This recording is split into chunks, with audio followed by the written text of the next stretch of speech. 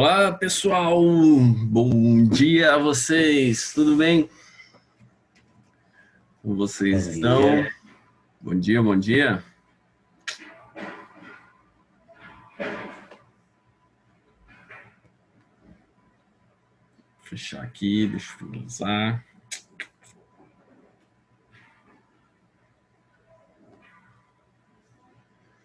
Beleza. Meninos, tudo bem? Como estamos aí? Já tudo tranquilo. Finalizando agora mais uma um módulo, né, pra gente chegar aí bem ao final do ano. Vamos tratar aqui desses assuntos. Vamos aqui para nosso penúltimo tema da ditadura militar que nós estamos trabalhando fragmentados, né? Olha só. Nós tivemos algumas características em relação à ditadura, isso eu vou comentar com vocês aqui nos exercícios, tá? E aí você vai observar o seguinte: nós trabalhamos na nossa última aula o governo do Castelo Branco, tá? E aí hoje nós vamos falar sobre Costa e Silva e sobre o governo Médici. Bom, se eu for parar, pensar, eu já discuti isso com vocês, já falaram, foi falado isso lá no vídeo, tá? Os vídeos são curtos, mas eles são bem proveitosos, tá? Os vídeos estão ali curtinhos, mas são bem proveitosos para não haver também um desgaste ali. Então, assim, eu trabalhar as imagens, alguns, mesmo que são representativos, mas assim, para estimular a ideia de vocês, né? Então,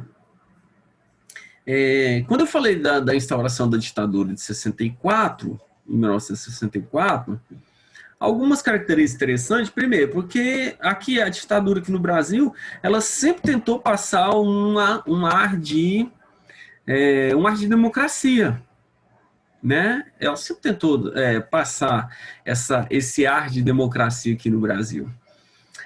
Apesar de toda a repressão, né? Apesar de toda a repressão. Desde Castelo Branco até o governo do João Batista Figueiredo. Então, olha só, geralmente quando ele fala ditadura, igual ocorreu no Chile, com a instauração da ditadura em setembro de 1933, 11 de setembro de 73, a ditadura chilena ela tem uma característica central que é um cara que comanda de 73 a 90, que é o Augusto Pinochet. Então lá ele comandou com mão de ferro, ele escancarou o processo de perseguição, tortura, matança e não teve não teve assim uma condução mais fechada para a ditadura lá no Chile, não. Foi a abertura desse autoritarismo, tá? E 73. A ditadura aqui no Brasil, os militares aqui queriam passar, que falavam, não, tá tendo eleições. Então, por isso que nós tivemos 5 presidentes, tá? Da ditadura de 64. Castelo Branco, Costa e Silva, Médici, Geisel e Figueiredo. Então, na mão aqui, ó, na mãozinha, você consegue observar os presidentes.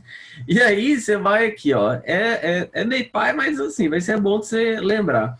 O processo de radicalização vai pelos dedos aqui, ó.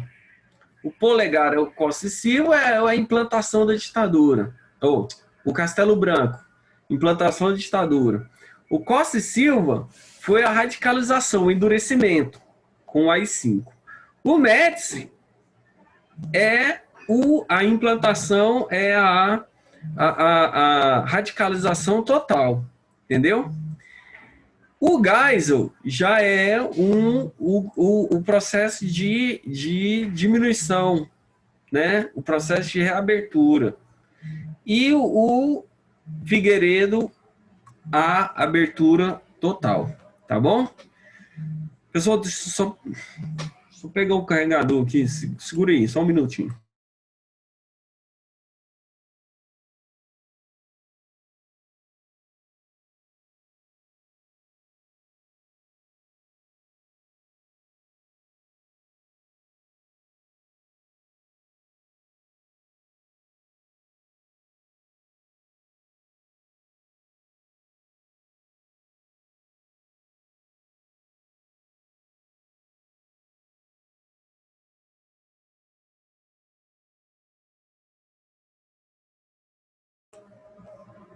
Foi mal, galera. Foi mal. Aqui tem que...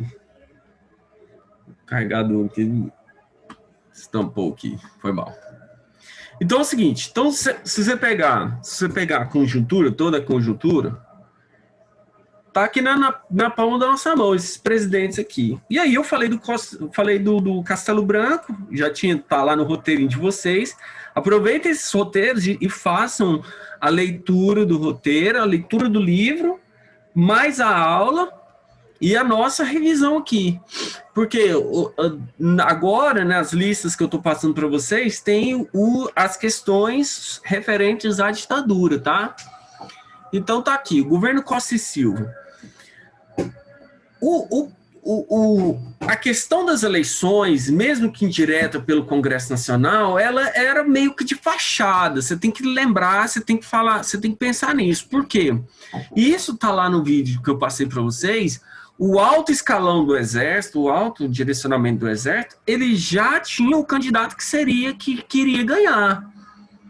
Por isso que eu falei para vocês que essas eleições indiretas que ocorreram no Congresso Nacional para a escolha do presidente já era tipo carta marcada, porque o alto escalão do Exército, das Forças Armadas, já tinha o seu presidente. Então, o que acontece?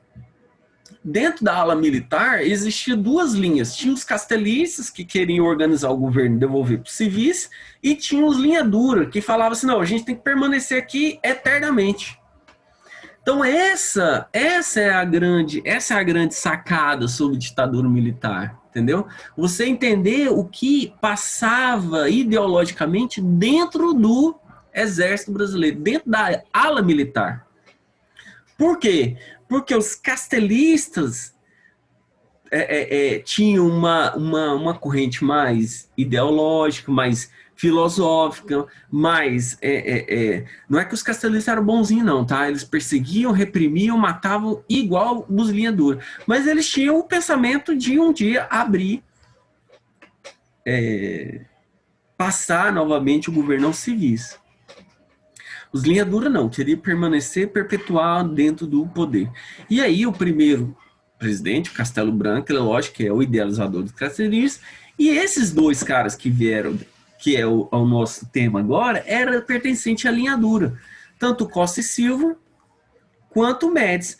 Não é à toa que é a fase de endurecimento do regime, tanto quanto a fase de repressão total do Estado. Eles pertencentes à linha dura. Então eles fecharam qualquer perspectiva de saída dos militares do poder e reinserção dos civis à frente da presidência, à frente dos executivos. E como que eles fizeram isso? Está aqui. Pessoal, nas eleições que tiveram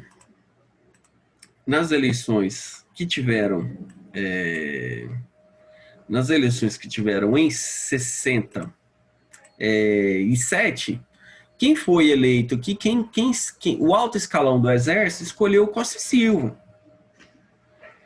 para governar o país. Costa e Silva, general, já com a ideologia mais fechada, ele vai passar por uma série de manifestações, como, por exemplo, a passeata dos 100 mil, que vai reunir uma série de... Passeata dos 100 mil, que vai reunir uma série de representantes, uma série de governantes, tá? E manifestantes contrários à ditadura, né? A prisão dos líderes da UNE, as greves de Contagem e de Osasco. Então assim, o movimento de 68 foi muito importante aqui dentro desse contexto para a luta contra a ditadura, tá? Foi muito, muito interessante aqui essa luta.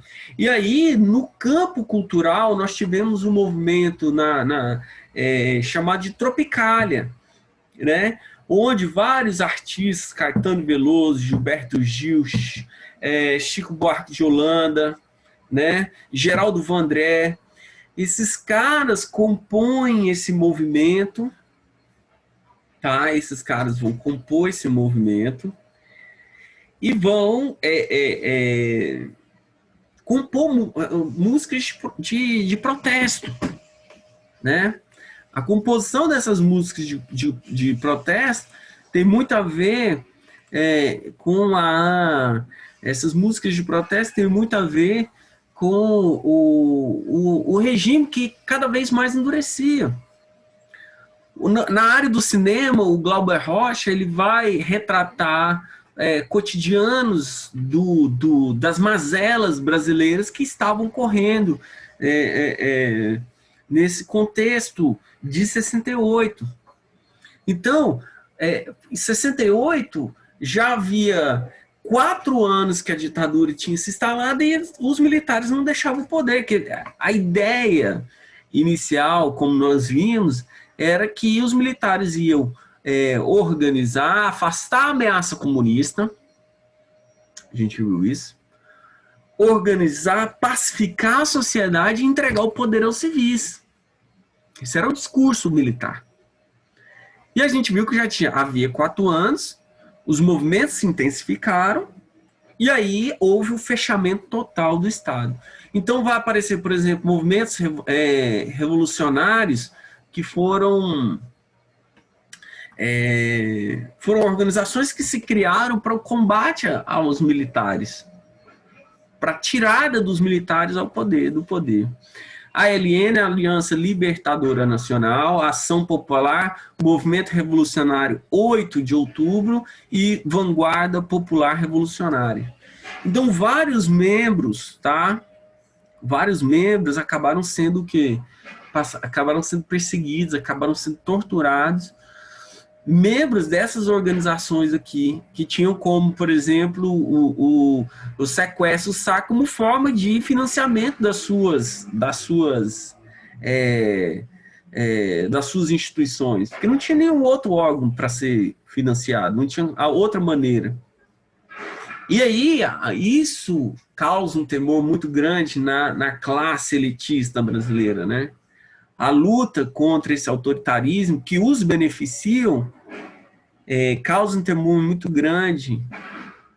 Por isso que esses grupos aqui sempre vão acabar sendo taxados de grupos terroristas, né? Hoje tem muito a palavra isso, tem muito esse terrorismo. Na verdade, esses grupos eles não se calaram diante do autoritarismo proposto pelo Estado brasileiro diante da ditadura militar. Eles não se calaram, muito pelo contrário, eles tentaram combater, né? E aí, diante de toda essa perspectiva, diante de todo esse movimento, o general Costa e Silva, em dezembro de 68, vai baixar o 5º ato institucional, o AI-5. O mais famoso deles, porque fechava o legislativo, tá? E o presidente podia ter poder de criar leis. Então ele fechava o Congresso Nacional a hora que ele bem entendesse, tá?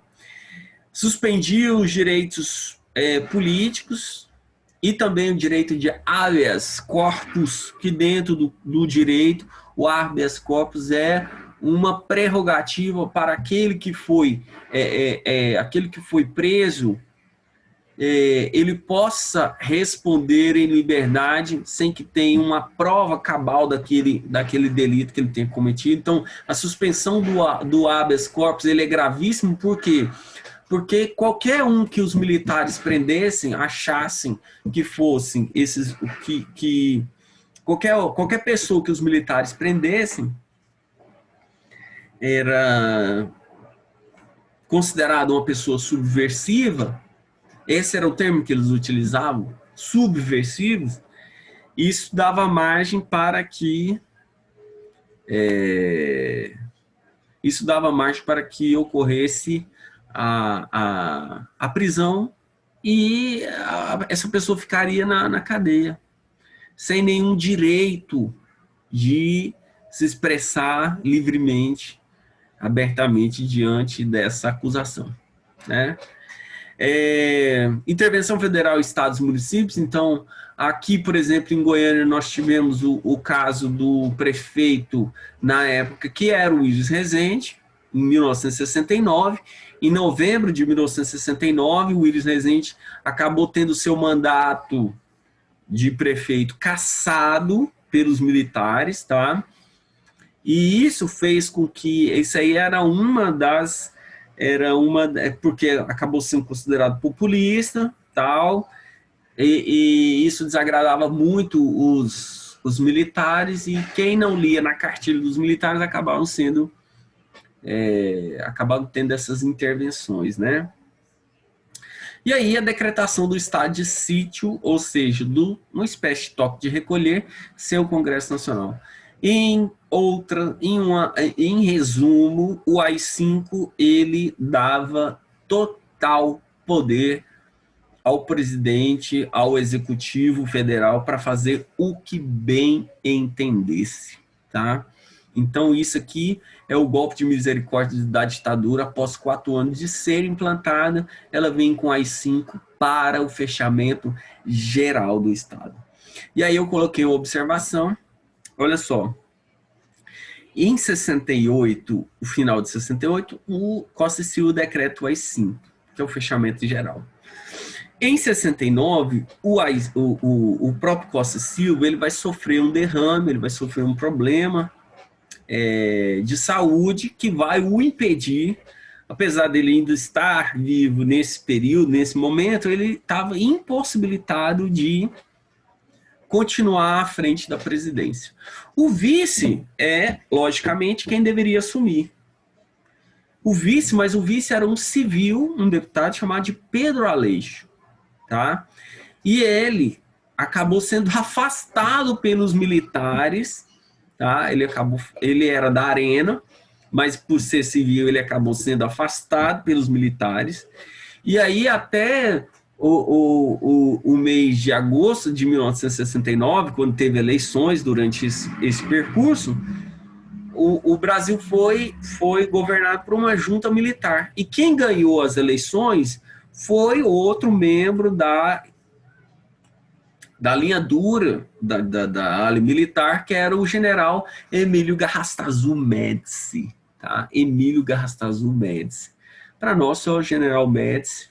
E ele vai entrar e, por conta dessa questão já institucional do AI-5, ele vai ter nas suas mãos todo um endurecimento, todo um processo de formação, de perseguição do processo ditatorial aqui no Brasil. O governo dele é de 69, de agosto de 69, até 15 de março de 1974. Detalhe para os apontamentos do governo Médici. Então, a repressão total é a característica disso. Então, os órgãos de informação vão ser constituídos já dentro desse contexto, tá?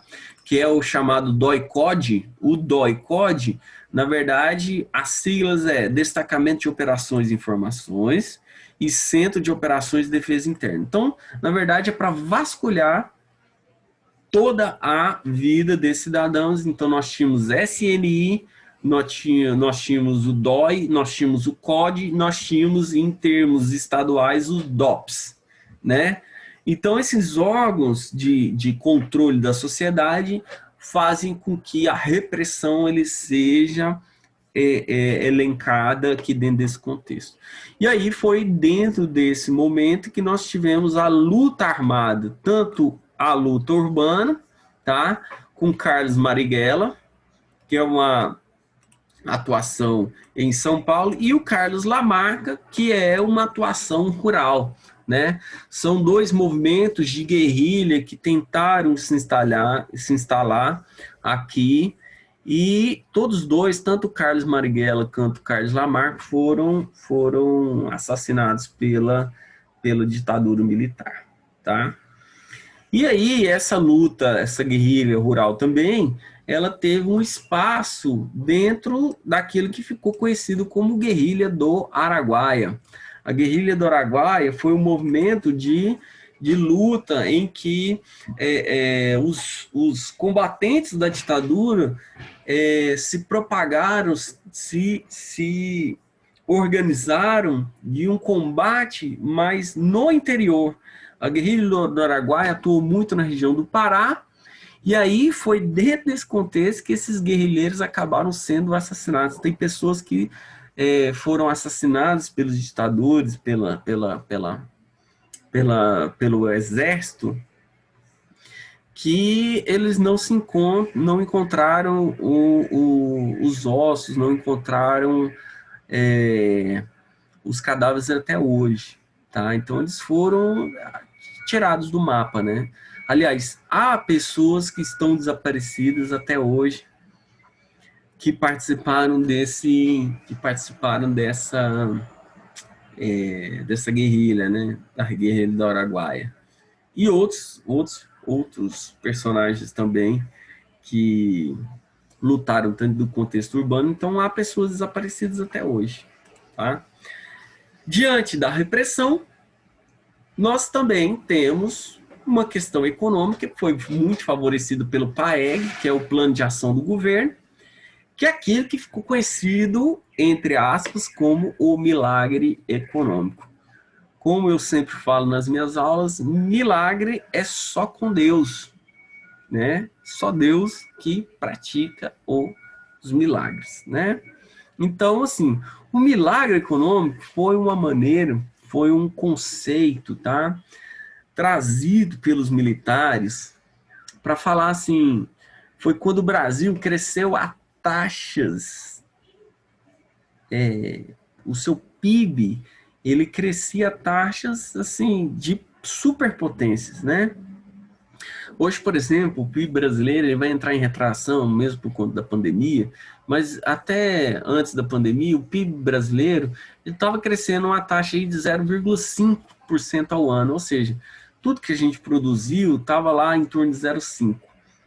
Agora vai estar menos, a gente tem uma retração. Nesse período do milagre econômico, o PIB brasileiro chegou a taxas elevadas acima de 10% ao ano. Então, assim, criou-se uma onda, uma bolha imaginária que ninguém mais segurava o Brasil, mas isso tudo tem um custo. E como que esse milagre econômico funcionava? Por exemplo, empréstimos facilitados, investimentos estrangeiros, isso aqui, empréstimos e investimento, uma hora acaba, tá? Por exemplo, aqui setor automobilístico, facilitação de crédito e aumento de presenças de setores como a GM, Ford, setores automobilísticos, Chrysler, né? Então, o que você faz? A industrialização é feita por essas empresas que vão se implantando aqui. Então, há uma abertura ao capital externo. E isso, com a facilitação de crédito, as pessoas consomem mais, logicamente, mas elas ficam endividadas. Quando fala assim, ó, não vou dar mais crédito, aí é a hora de parar de consumir. Quando parou de consumir, automaticamente para de produzir. Se parou de produzir, aumenta o desemprego, aumenta o preço das coisas, entendeu? Então há todo um contexto aqui, tá? E aí a expansão industrial, tá? Outro ponto que foi desenvolvido aqui dentro desse contexto foi a indústria de eletrodomésticos, tá? E a exportação industrial e agrícola que teve bons resultados. Então, se eu pegar investimentos estrangeiros, empréstimos estrangeiros, com aumento da industrialização e uma boa exportação industrial e agrícola, obviamente que nós teremos um maior desenvolvimento do PIB, tá? É chamado de milagre econômico, porque isso lá na década de 70, 73, 74, inicia a fase de retração. Aí é onde os militares se deparam com um grande problema, que é o problema de tentativa da retomada da economia, né? Então, tá aqui. Nós temos que lembrar também que os militares foram beneficiados, tá? Os militares foram beneficiados por um elemento central. Deixa eu voltar um pouquinho lá na ditadura de Vargas, de 37 a 45, quando nós temos a implantação de ditaduras, você tem que observar que a principal balança da ditadura é sempre a tentativa de continuar com o apoio da população. E como que o governante, nesse caso aqui, o ditatorial, ele consegue o apoio da população? Fazendo aquilo que sempre fizeram, que é a propaganda. Com Vargas, o meio de comunicação em massa, durante o período varguista, durante a ditadura do Estado Novo, era o rádio. Era o rádio. E aí o rádio, tanto é que o Vargas criou a Hora do Brasil. Vocês já falaram isso para mim em avaliações, tá? Então o Vargas cria a Hora do Brasil para fazer o quê? Propagandas favoráveis ao seu governo, para legitimar programas. Então, assim, toda a propaganda, ela tem, assim, uma maquiagem em relação àquilo que o governo fez. Ótimo, parabéns para o Vargas, conseguiu implantar isso e a população o apoiou. A ditadura militar, da mesma maneira como foi a ditadura do Vargas, também tinha os meios de propagação. E a grande defensora dos ditadores aqui, dentro desse contexto aqui, foi a televisão. A nascente televisão brasileira, que iniciou lá em setembro de 1950, tá? Portanto, ela está fazendo 70 anos, a televisão. A televisão foi a grande propulsora das ideias, principalmente das ideias elitistas provocadas aí dentro da ditadura. Então, quando nós estamos aqui próximo da década de 70, nós temos 20 anos já de televisão. Então, a televisão já havia se propagado nos lares, né, brasileiros. Então, aqui, em 60, 9,5% possuía televisores. Em 70, 40% da população tinha televisão, né? E quem fazia toda a propaganda para os militares, em prol dos militares, era a Rede Globo de televisão.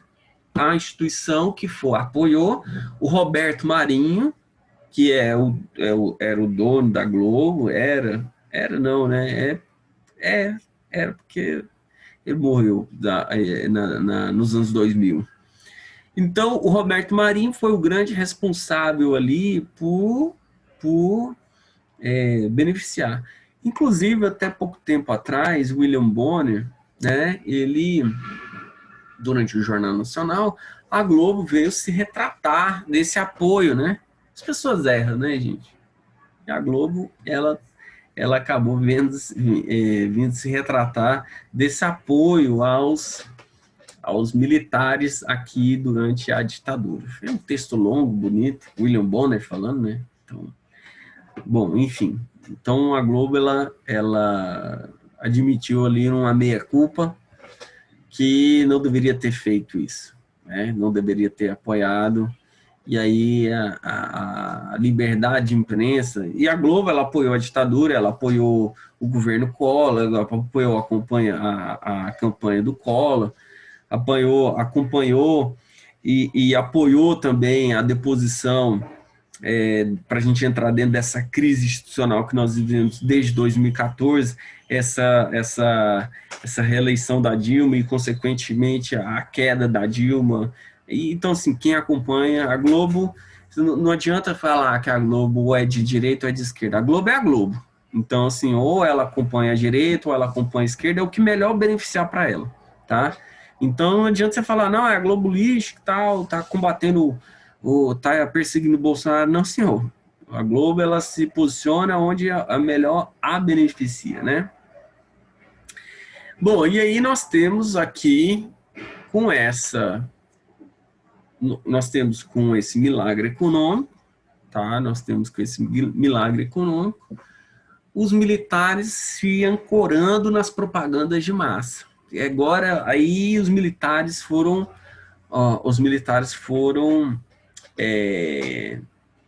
incisivos nessas propagandas, né? A propaganda é aquela Brasil, ame ou deixa, ou seja, ou você fica aqui e ama o Brasil, ou você vaza. Então tem várias charges do militar falando Brasil, ame ou deixa, apontando, dando um chute no traseiro do...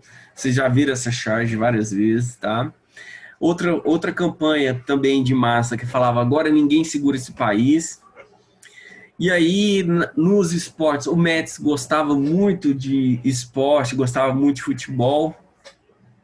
E foi nesse período aqui que nós tínhamos o desenvolvimento, nós tivemos aqui o futebol sendo ligado ao desenvolvimento do país, ao desenvolvimento provocado pelos militares.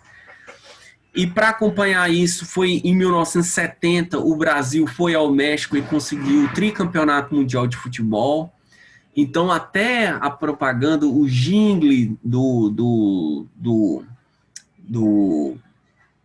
da campanha do Tri em 1970, né?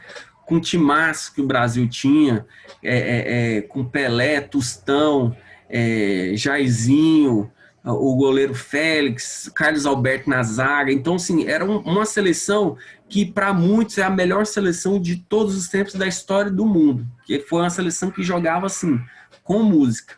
Então, isso os militares aproveitaram demais. Tanto é que na campanha, né, no bordão da Copa de 70, o Brasil tinha 90 milhões de pessoas, aí ele falava 90 milhões em ação, para frente Brasil, salve a seleção. Então ele vai criando um imaginário que o Brasil é essa potência toda, se configura, né? E principalmente utilizando isso no campo do esporte. Seleção brasileira em 1970, conquistando o tricampeonato mundial de futebol.